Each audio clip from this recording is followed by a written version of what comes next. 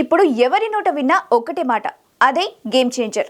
RRR తర్వాత global star Ram Charan నుంచి వచ్చిన భారీ pan India movie game changer. దీనికి తోడు సెన్సేషనల్ డైరెక్టర్ శంకర్ తెలుగులో చేసిన ఫస్ట్ మూవీ ఇది.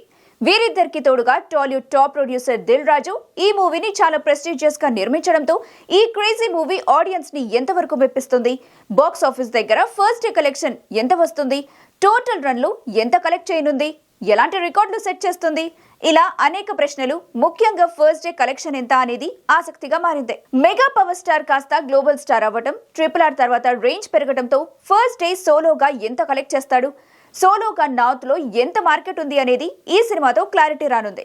అయితే శంకర్ ఫ్లాపుల్లో ఉండటంతో వావ్ అనిపించేలా బజ్ క్రియేట్ అవ్వలేదని స్వయంగా నిర్మాత దిల్ రాజే ప్రెస్ మీట్ లో చెప్పారు. అయితే రిలీజ్ ముందు రోజు వరకు మార్నింగ్ అడ్వాన్స్ బుకింగ్స్ లో ఫస్ట్ డే 30 కోట్లు చూపించింది. అడ్వాన్స్ బుకింగ్స్ లో ఇంతేనా అనుకుంటే అరగంటకు సీన్ మారింది. 30 కోట్లు కాస్త 35 కోట్లు, 40 కోట్లు, 50 కోట్లు, ఇలా అడ్వాన్స్ బుకింగ్స్ లోనే దగ్గర 90 నుంచి 100 కోట్ల వరకు చేరుకుందనేది ట్రేడ్ పండితుల అంచనా. తెలుగు రాష్ట్రాల్లో వావ్ అనిపించేలా అడ్వాన్స్ బుకింగ్స్ ఉన్నాయి. అలాగే ఓవర్సీస్ లో కూడా అడ్వాన్స్ బుకింగ్ సూపర్ అనిపించేలా ఉన్నాయి. అక్కడ ప్రీ రిలీజ్ ఈవెంట్ చేయడం బాగా ప్లస్ అయింది. తమిళనాడులో కూడా మంచి ఓపెనింగ్స్ వచ్చాయి. కర్ణాటక, కేరళలో మార్నింగ్ షో కంటే మ్యాట్నీ నుంచి కలెక్షన్స్ పుంజుకున్నాయి. ఇక బాలీవుడ్ లో ఫస్ట్ డే డీసెంట్ ఓపెనింగ్స్ వచ్చాయి. ముఖ్యంగా ముంబైలో కలెక్షన్స్ బాగున్నాయనే టాక్ వచ్చింది.